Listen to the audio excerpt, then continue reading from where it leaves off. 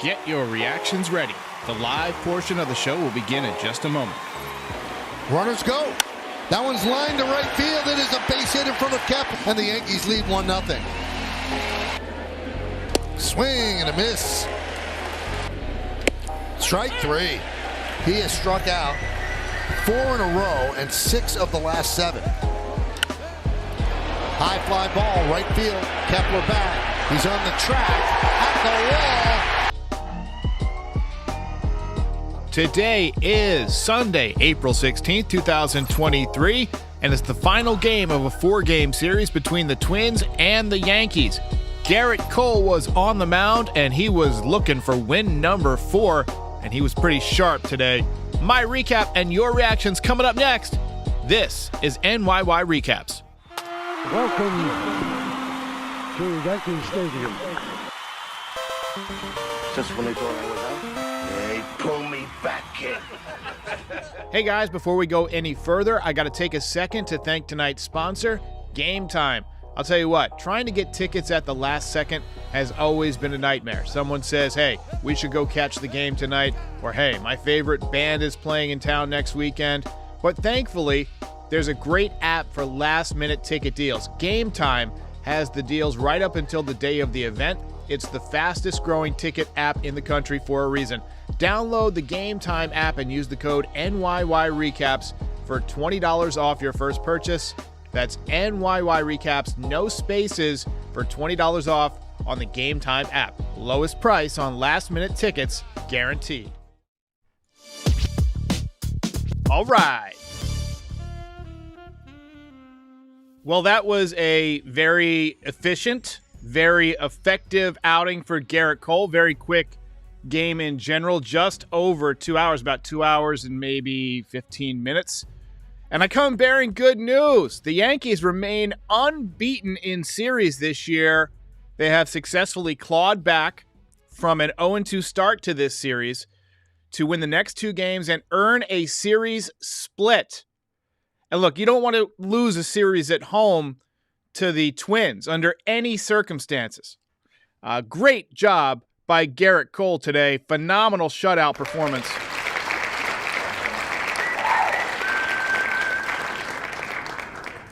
So, welcome back. In case you missed it, the Yankees lost Giancarlo Stanton before the game. Yet another leg injury. They showed it on the replay a number of times. He kind of grabbed his upper left hamstring as he cruised into second base yesterday. You know, cruise is probably the wrong word. You know, he hit that ball and he thought it was gone, and he took his time coming out of the box, and then he had to really turn up an extra gear getting into second base, and that cost him. And as Yogi would say, deja vu all over again. I thought maybe this would be the year, but there are a few certainties in life: death, taxes, tax day tomorrow, and Giancarlo Stanton going on the IL with a leg injury. Oswald Peraza was called up. He was not in the starting lineup. My guess is that he just got to the ballpark too late, but I think he's going to get a lot of playing time until Giancarlo comes back. He's obviously going to fill in some at second. He'll probably back up at short when you need to give Volpe a day off. We're going to see him run. We're going to see him pinch hit. Going to showcase that glove. And it gives you an opportunity to rest some of the other guys partially at the DH position. Today was the best pitching matchup of the season so far, without question. Gerrit Cole versus Pablo Lopez. Lopez was the guy that the Yankees almost traded Gleyber Torres for at the trade deadline last year. I don't remember what the snag was, but the Twins ended up getting him for Luis Ariz, who hit for the cycle, I think yesterday or the day before, last year's batting champ. So, they made the move. The Yankees didn't pull the trigger, but Lopez, I'll tell you what, he's become a damn good pitcher. And this is not a game that requires an insanely detailed recap. The pitching was a story from both sides. It was tremendous on both sides. I can see why the Yankees wanted Lopez. He's got one of the filthiest sweepers, and his velocity has gone up from last year. So he's throwing pretty hard. Yankees got on the board first with a RBI single from DJ LeMahieu in the third inning.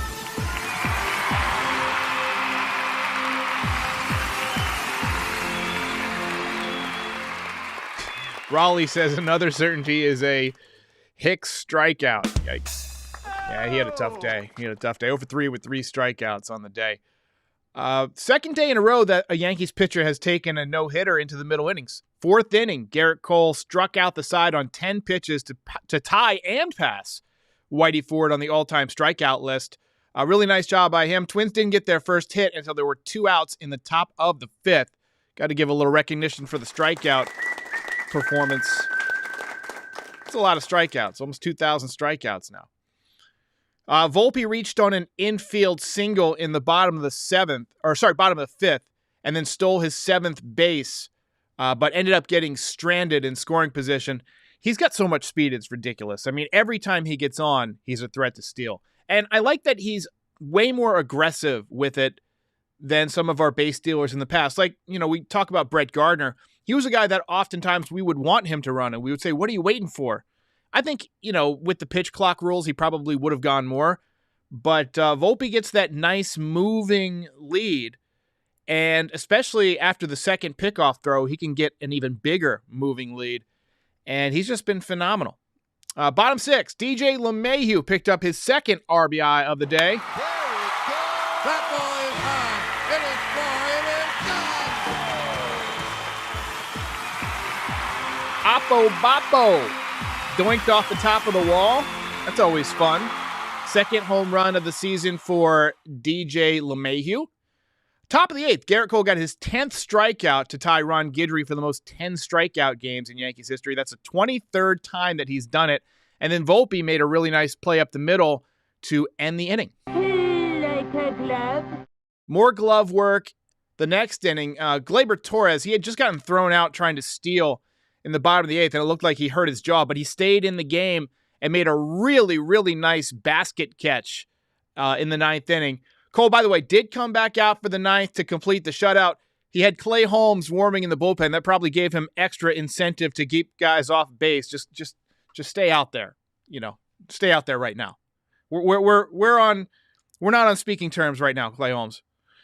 But Cole got it done. 1-2-3 inning, and the Yankees split the series. Ball game over. Yankees win. Yankees win.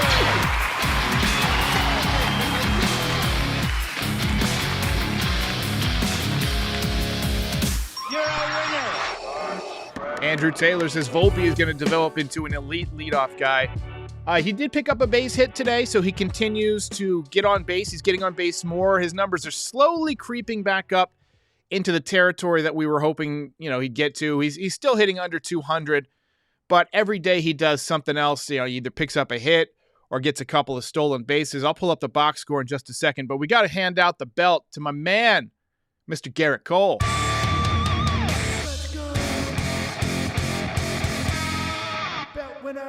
I will let Frankie confirm this, but I believe that's the 4th time in a row he's gotten the belt this season. He's now 4-0, 0.95 ERA. Obviously, no home runs allowed again because nobody scored. 0.74 whip this season. Just phenomenal. Oh, wow. So let's see what we got. Josh Pedraza says, hope Hicks gets fired. I don't think you can really fire players in baseball. You still got to pay them, but I love the comment. But anyway, Colin with the Dono. I have a good friend named Colin Brown. So the thing about Hicks is I feel like he as Bader comes back, they're just giving him a few more chances to do something. But I feel like he's probably going to be the guy to go. Willie Calhoun was in there today, and he picked up a base hit. So he's not hitting a ton, 176, just a 411 OPS, but he has representative at bats, I think, anyway. DG says Cole should have cut that hair 3 years ago. He does look good with the short hair. I got to get a new picture of him for the belt. Actually, I think that picture was taken right after he gave up a home run. But the problem is, I'm kind of superstitious. I'm not superstitious, but I'm a little stitious. Shout out to Michael Scott.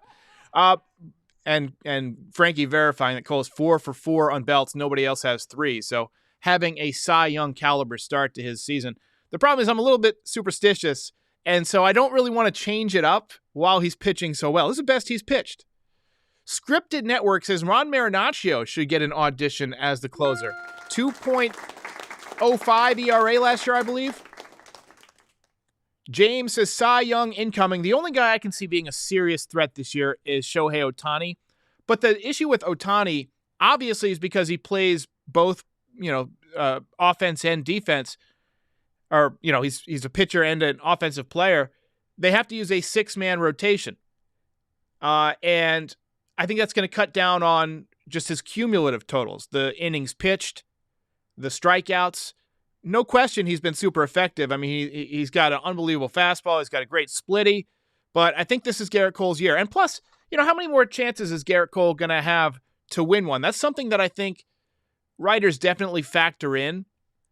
I remember being super offended when Andy Pettitte won 21 games in 1996 and didn't win the Cy Young Award. Now, we don't go by wins these days, but back then, they awarded it to, I believe, Pat Henkin, who I don't think had as good of a year as Andy Pettitte.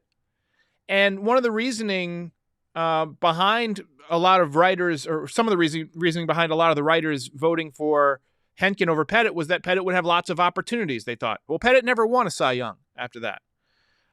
Garrett Cole's getting to that point in his career where he's in the next couple of years, he's either going to start to decline or, he might get injured. He's getting a little bit older. So this might be one of his last legitimate shots at winning a Cy Young Award. So I hope that he continues to pitch well first and foremost. But if he does continue to pitch the way he's pitching, I think that this could be the year. And Joey and Nelly V think that he's going to run away with it. We'll take it. So we got to take a look at the Super Dono. Colin says, Derek messed up my super chat, but can you give a shout out to my girls Sloan and Merritt? They joined for their first game with Daddy today. Great win for Garrett Cole. Shout out to you guys. Hey.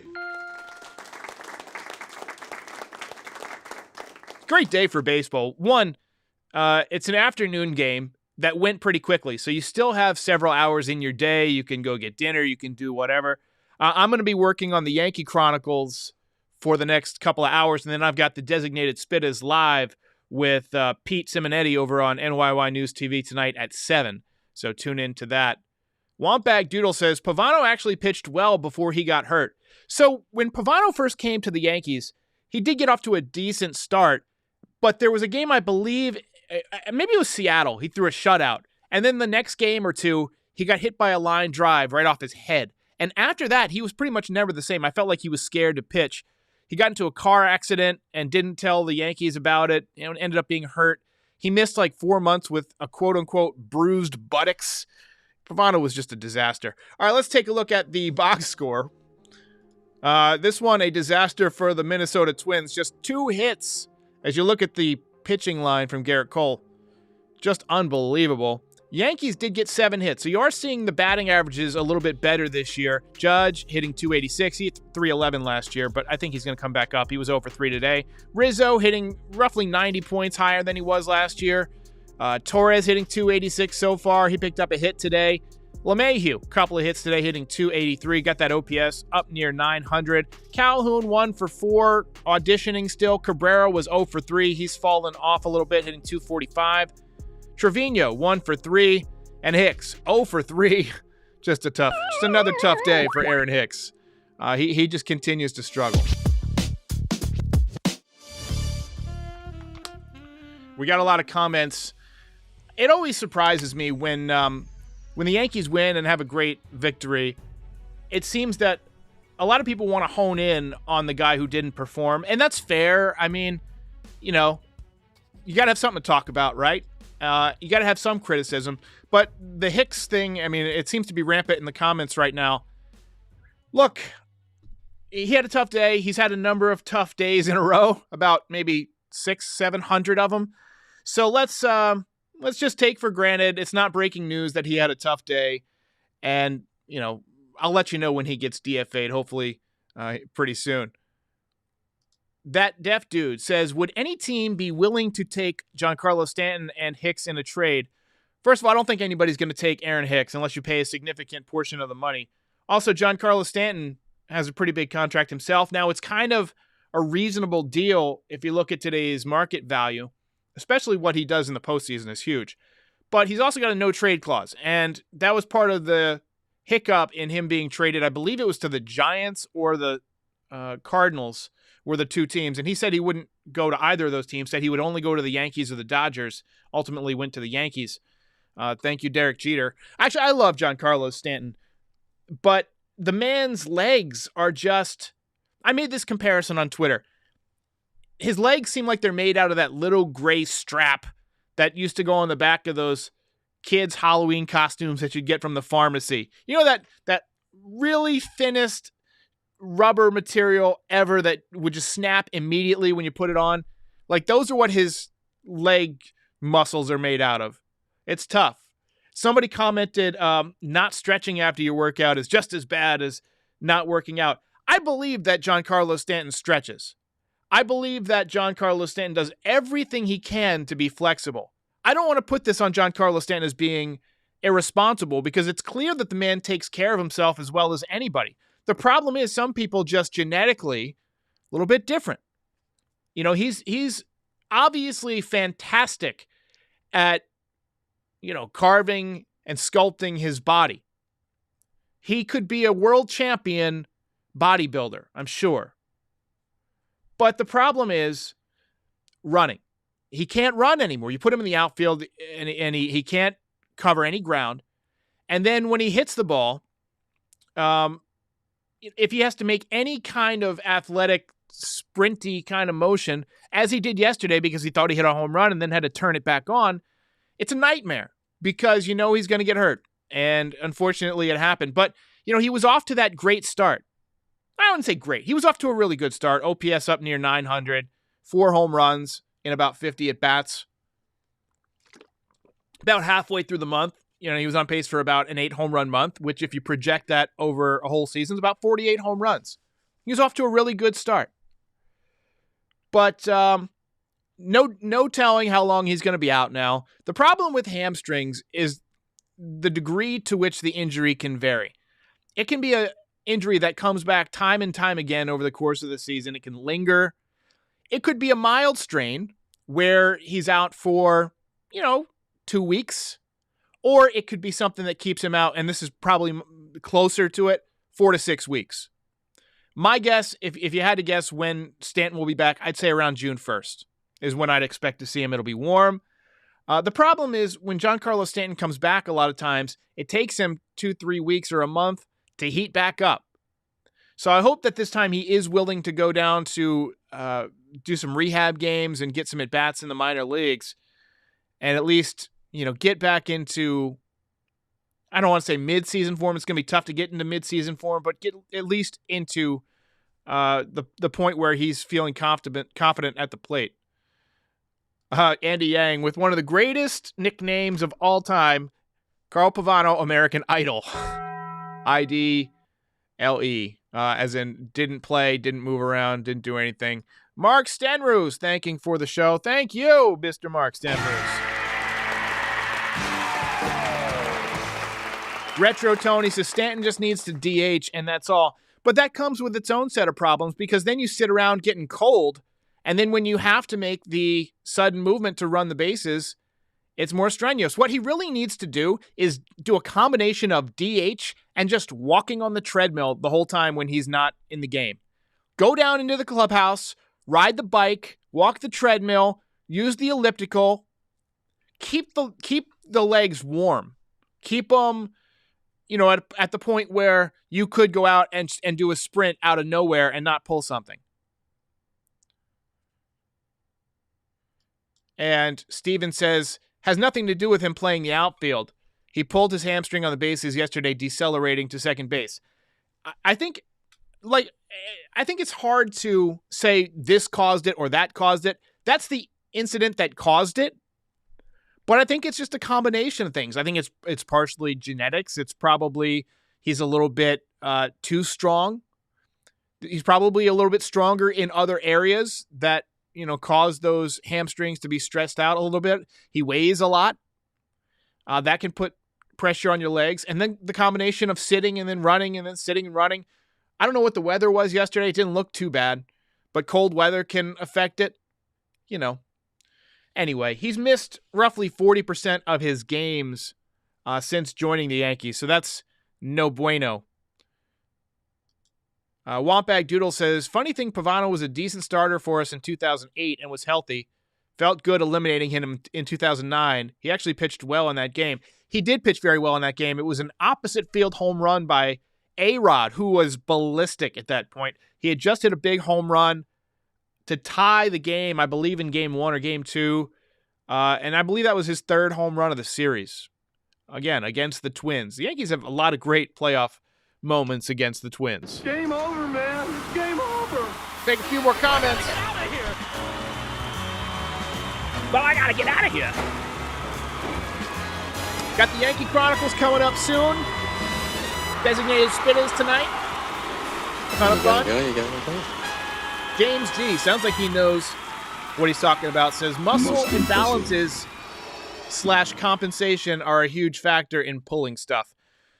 Sounds right to me. I don't have any muscles, so at least not any lower half muscles. I've kind of got the Giancarlo thing where I've overdone it, my upper body or whatever. So I can't run either. So I kind of know what it's like to not be able to run, but I don't know quite what it's like to be as strong as Giancarlo. So, all right, guys, I'll see you later today. Yankees split the series. Next game is on Tuesday night. Hey, everybody. If you've made it this far, we thank you. If you'd like to support NYY Recaps, please like and subscribe or pay a visit to our Shopify store for some great Yankees merch. Yes. If you're watching on YouTube, the link is in the description. But if you're listening to the audio version of this podcast, just visit NYYRecaps.shop. If you really want to support NYY Recaps and help keep the show going year after year, join up as a member. Join us. It's $5, and members get their names up in lights during each post-game show. We're also on all podcast platforms, Instagram, and Twitch this year. So give us a follow if you use any of those platforms. We're expanding, and we have you to thank for making this such a great community. We'll see you next time. It is your destiny. Case closed. Ball game over.